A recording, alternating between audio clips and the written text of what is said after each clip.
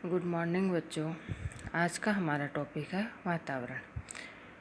वातावरण में हम ये पढ़ रहे हैं कि वातावरण जो बालक के विकास पर क्या प्रभाव डालता है। जिस प्रकार हमने वंशानुक्रम का पढ़ा है कि वंशानुक्रम भी बालक के विकास को प्रभावित करता है, उसी प्रकार वातावरण भी बालक के विकास को प्रभावित करता है। आप देखते हो कि एक घर में समान बच्चे होते हुए भी उनमें विभिन्नताएं पाई जाती है। ठीक है, क्यों? क्योंकि उनमें वातावरणीय विभिन्नताएं पाई जाती है। तो अब वातावरण होता क्या है? व्यक्ति के चारों ओर जो कुछ भी बाहरी शक्तियाँ विद्यमान है वही उसका वातावरण कहलाता है। हमारे आसपास जो भी बाहरी शक्तियाँ होती है वही हमारा वातावरण कहलाता है। वातावरण के अंतर्गत वे सभी बाह्य शक्तियाँ आती है जो व्यक्ति को प्रत्यक्ष और अप्रत्यक्ष दोनों रूपों में प्रभावित करती हैं। वातावरण को हम पर्यावरण भी कहते हैं। पर्यावरण दो शब्दों से मिलकर बना है, परि प्लस आवरण। परि का मतलब बाहरी चारों ओर, आवरण का मतलब ढकना। तो समझ में आया कि जो भी बाहरी शक्तियां हैं जो हमारे चारों ओर है और जो हमें ढके रहती हैं उसे ही हम क्या कहते हैं? पर्यावरण कहते हैं। अतः वे वस्तुएं जिनमें व्यक्ति चारों ओर से घिरा हुआ है वे वातावरण या पर्यावरण कहलाती हैं। अब देखो वातावरण की परिभाषा। गर्भावस्था से ही वातावरण जो है वो विकास को प्रभावित करता है। यदि गर्भवती माता को पौष्टिक खाना नहीं दिया जाता है, उसका मतलब ध्यान नहीं रखा जाता है तो बच्चे का विकास बाधित होता है। इसीलिए गर्भवती माता को खुश रहने की सलाह दी जाती है, पौष्टिक खाना खाने की सलाह दी जाती है ताकि होने वाले बच्चा जो है वो तंदुरुस्त रहे। अध्ययनों ने ये साबित किया है कि वंशानुक्रम समान होने पर भी वातावरणीय विभिन्नताएं के कारण उनमें व्यक्तिगत भिन्नताएं पाई जाती है। देखो, अगर दो बच्चे हैं उनका अगर वंशानुक्रम समान होता है, कई बार ट्विन्स होते हैं, आइडेंटिकल ट्विन्स अगर हैं तो उनका आनुवंशिकता तो समान है, लेकिन फिर भी उनमें वातावरणीय भिन्नताएं पाई जाती है। विभिन्न विद्वानों ने वातावरण की परिभाषाएं दी है। तो पहला है बोरिंग, लैंगफील्ड एवं विल्ड के अनुसार व्यक्ति के वातावरण के अंतर्गत उन सभी उद्दीपनों का योग आता है जिन्हें वह जन्म से लेकर मृत्यु पर्यंत ग्रहण करता है। उद्दीपन का मतलब क्या होता है? प्रेरित करना। ठीक है, तो वातावरण के अंतर्गत उन सभी उद्दीपनों का, क्योंकि उद्दीपन क्या होते हैं? भारी होते हैं। तो हमारे आसपास की जो भारी शक्तियाँ उनको ही हम क्या कहते हैं? वातावरण कहते हैं। तो जो सभी उद्दीपन है, भारी उद्दीपन, उन सभी का जो योग होता है जिन्हें व्यक्ति जन्म से लेकर मृत्यु पर्यंत तक प्राप्त करता है उसे ही हम क्या कहते हैं? वातावरण कहते हैं। वुडवर्ड ने कहा है, आनुवांशिकता में भिन्न व्यक्ति समान नहीं होते परंतु समान वातावरण उन्हें समान बना देता है। अगर मान लो उनका आनुवांशिकता असमान है लेकिन हम उन्हें वातावरण समान दे रहे हैं तो काफ़ी हद तक वो व्यक्ति समान होते हैं। अब यहाँ पे देखो वातावरण का वर्गीकरण है कि वातावरण कितने प्रकार का होता है। तो पहला आ रहा है भौतिक वातावरण। भौतिक वातावरण के अंतर्गत वे सभी चीज़ें आ जाती है जिन्हें देखा या स्पर्श किया जा सकता है। हमारा पर्यावरण भौतिक वस्तुओं के अंतर्गत ही आता है। अब देखो भौतिक वातावरण में हम क्या कहते हैं? हमारे आसपास की वो सभी शक्तियाँ जिन्हें हम देख सकते हैं और हम स्पर्श कर सकते हैं उसको हम क्या कहते हैं? भौतिक वातावरण कहते हैं। जैसे हमारा मकान है, किस में आ रहा है? भौतिक वातावरण में आ रहा है। हम बैठे हैं, हमारे पास टेबल चेयर है तो किस में आ रहा है? भौतिक वातावरण में आ रहा है। दूसरा है मनोवैज्ञानिक वातावरण। मनोवैज्ञानिक वातावरण से अभिप्राय व्यक्ति के उन सभी मनोवैज्ञानिक दशाओं एवं परिस्थितियों से है जो व्यक्ति के मानसिक दशाओं और सोच को अनुकूल और प्रतिकूल बनाती है। ठीक है, कि हमारे आसपास कि ऐसी दशाएं जो हमारी सोच को अनुकूल और प्रतिकूल बनाती है। जैसे हम कहते हैं कि संगति का असर होता है। संगति ये थोड़ी है कि जो भी दोस्त होता है उसका वो उसके अंदर घुस के कोई चीज़ उसमें परिवर्तन करता नहीं। उस जो दोस्त की सोच होती है वो बच्चे के ऊपर अनुकूल या प्रतिकूल प्रभाव डालती है। अगला है जन्म से पूर्व का वातावरण, जन्म से पूर्व के वातावरण से बच्चे के जन्म के पहले का जो भी वातावरण होता है उसको हम जन्म से पूर्व का वातावरण कहते हैं। यदि गर्भावस्था के दौरान गर्भवती माता को संतुलित व पौष्टिक आहार नहीं दिया जाता है तो बालक का समुचित विकास नहीं हो पाता है। अब देखो अगला है जन्म के बाद का वातावरण। यद्यपि नवजात शिशु स्वस्थ पैदा होता है परंतु वह पूर्णतः दूसरों पर निर्भर रहता है। अगर उसकी अच्छे से देखभाल नहीं की जाती है और उसका ध्यान नहीं रखा जाता है तो बच्चे का विकास नहीं होता है और हो सकता है वो मौत के मुंह में भी चला जाए। क्योंकि गर्भावस्था का वातावरण बाहरी वातावरण से बिल्कुल ही भिन्न होता है।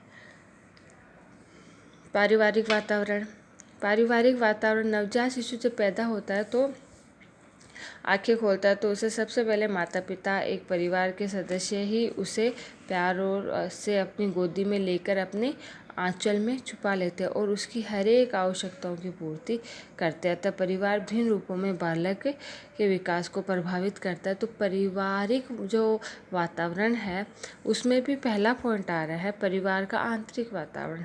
परिवार का आंतरिक वातावरण देखो, यदि सुखद और शांतिपूर्ण होता है तो बालक का सर्वांगीण विकास होता है।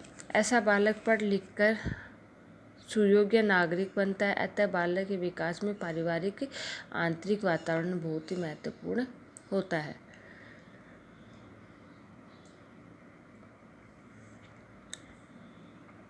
देखो आंतरिक वातावरण में ये हो जाता है कि परिवार के अंदर का माहौल कैसा है, धनात्मक है, लड़ाई झगड़े नहीं होते हैं, सुखद वातावरण है, शांति प्रिय वातावरण है। तो ऐसे वातावरण में जो बच्चे पलते हैं, बड़े होते हैं तो उनका विकास भी सर्वांगीण विकास होता है, उनमें भी धनात्मक विकास को हम कह सकते हैं। ऐसे बच्चे खुश होते हैं। अगला है परिवार की संरचना। परिवार का आकार और संरचना किस प्रकार की है इस बात पर भी बालक का विकास निर्भर करता है। कि संयुक्त परिवार है, एकल परिवार है। अगर संयुक्त परिवार होता है तो बच्चे का विकास अच्छा होता है।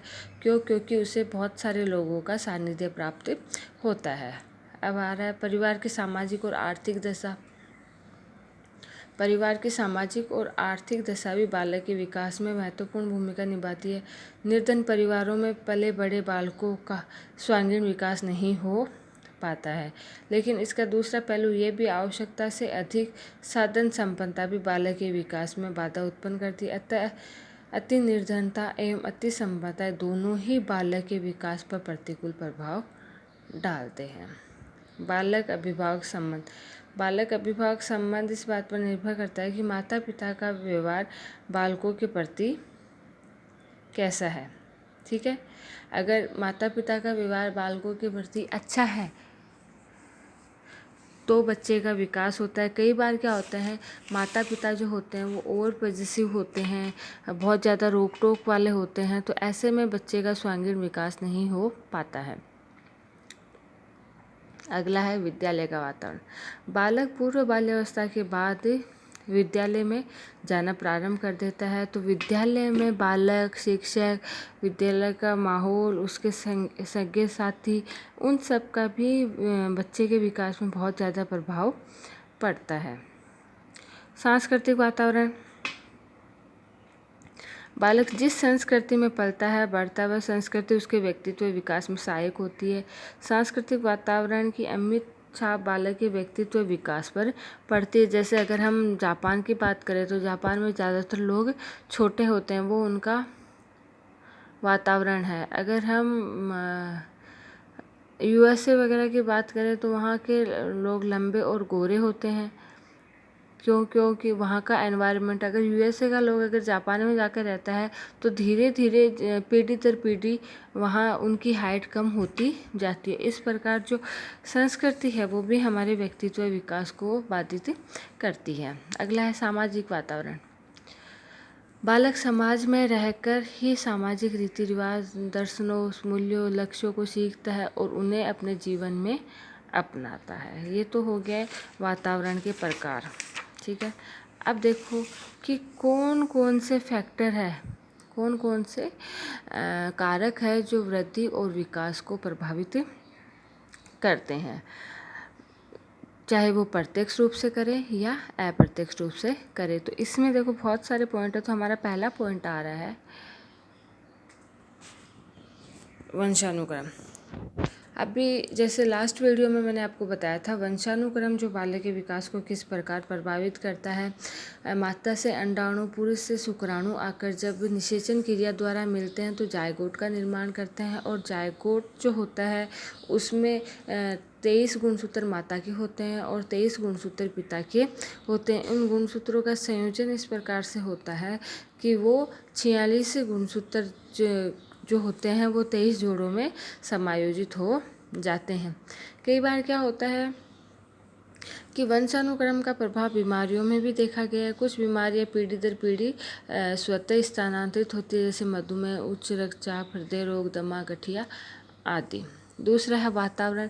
जैसे वातावरण तो मैंने अभी अभी आपको पढ़ाया है कि जो बाह्य शक्तियाँ होती हैं वो बालक के विकास को किस प्रकार प्रभावित करती हैं। तीसरा है पोषण। पोषण जो है वो पोषण बहुत ज़्यादा इम्पोर्टेंस रखता है बच्चे के विकास में। भोजन के बिना तो जीवन जीना संभव नहीं है। गर्भकालीन अवस्था से लेकर मृत्यु पर्यंत तक व्यक्ति को स्वस्थ जीवन जीने के लिए भोजन की ज़रूरत होती है। गर्भकालीन अवस्था में यदि माता संतुलित पौष्टिक आहार खाने को नहीं दिया जाता है तो उसका खामियाजा गर्भस्थ शिशु को भुगतना पड़ता है। रोग और चोट बालक के विकास पर नकारात्मक प्रभाव डालती है। एक तो बालक में हीन भावना आ जाती है, दूसरा बालक उस चीज़ को उभरने में टाइम लगाता है, तब तक उसके जो साथी होते हैं वो उससे आगे निकले जाते हैं, तो बच्चे में हीन भावना आ जाती है। घर का वातावरण। बालक के शारीरिक एवं मानसिक विकास में घर का वातावरण का भी अत्यंत ही महत्वपूर्ण स्थान है। घर बालक की पहली पाठशाला होती है। यदि माता पहली शिक्षक होती है, घर वह स्थान होता है जहाँ बालकों को प्रेम, दया, करुणा, सहयोग, सहानुभूति, सौहार्द, त्याग, बलिदान आदि सकारात्मक गुणों को सीखने का अवसर मिलता है। अतः घर का वातावरण सुखद, शांत, स्वच्छ, मनोहारी, नैसर्गिक होना चाहिए। विद्यालयी वातावरण। विद्यालयी वातावरण जो होता है वो सुखद होना चाहिए, क्योंकि विद्यालय का बहुत बड़ा योगदान होता है बच्चे के विकास में। इसलिए विद्यालय का वातावरण शांतिपूर्ण होना चाहिए। जब बालक बड़ा हो जाता है तो उसका क्षेत्र विस्तृत हो जाता है। 4 से 5 वर्ष का बालक विद्यालय जाने लगता है। वहाँ उसे पढ़ने लिखने के साथ ही विभिन्न क्षेत्रों में सीखने का अवसर मिलता है। वह सामाजिक गुणों को सीखता है और उसे अपने जीवन में अपनाता है। आस पड़ोस का वातावरण। बालकों के विकास में घर एवं विद्यालय वातावरण के साथ साथ हमारे नेबर का भी प्रभाव पड़ता है। हमारे आसपास कैसे लोग रहते हैं, ठीक है। अगर अच्छी एजुकेटेड लोग रहते हैं तो बालक पे धनात्मक प्रभाव पड़ता है, और उसी के विपरीत अगर शिक्षा के क्षेत्र में पिछड़े हुए लोग रहते हैं तो हमारे बालक पे नकारात्मक प्रभाव पड़ता है। अंतःस्रावी ग्रंथियाँ। हमारे शरीर में बहुत सारी अंतःस्रावी ग्रंथियाँ होती है जो हमारे शरीर में आवश्यकता अनुसार हार्मोन्स को स्रावित करती है। तो ये जो हार्मोन होते हैं वो हमारे शारीरिक और मानसिक विकास में सहयोगी होते हैं। जैसे थायराइड ग्रंथि से थायरोक्सिन हार्मोन निकलता है जो याददाश्त बढ़ाने में तथा केंद्रीय नाड़ी संस्थान की सामान्य क्रिया के लिए जरूरी है। ये शरीर का ताप नियंत्रण में भी मदद करता है। किसकी बात कर रहे हैं हम यहाँ पे? थायरोक्सिन हार्मोन की करें। ऐसे ही अलग अलग ग्रंथि से जो निकले हुए हार्मोन्स होते हैं उनका अलग अलग कार्य होता है। लिंग भेद। यौन भेद भी बालक के शारीरिक एवं मानसिक विकास पर महत्वपूर्ण प्रभाव डालता है। प्राय ये देखा जाता है कि जन्म के समय लड़कियां लड़कों की अपेक्षा कम वजन एवं कम लंबाई की होती है, परंतु बाद की अवस्था विशेषकर वे संधि के प्रारंभ होते ही लड़कियों की बढ़वार तीव्र गति से हो जाती है। तो अलग अलग अवस्थाओं में लड़का और लड़की का विकास भी अलग अलग होता है। प्रजाति। प्रजाति के बालकों के विकास में अहम भूमिका है। उदाहरण, नेपाली लोग नाट्यकद के चपटी नाक एवं बड़ी आँख वाले होते हैं, वहीं अंग्रेज लंबे, खूब गोरे, भूरे बालों वाले एवं सुंदर होते हैं। तो इस प्रकार जो प्रजाति है वो भी विकास में बाधित होती है। सांस्कृतिक वातावरण, प्रत्येक परिवार, समाज एवं राष्ट्र की अपनी संस्कृति होती है, अपने मूल्य स्तर होते हैं एवं दर्शन होते हैं, जिसके अनुसार बालक का पालन पोषण किया जाता है। तो इस प्रकार सांस्कृतिक वातावरण भी बच्चे के विकास को प्रभावित करता है। तो ये तो हो गया हमारा वातावरण और वृद्धि और विकास को प्रभावित करने वाले कारक। नेक्स्ट वीडियो में हम किशोरावस्था पढ़ेंगे।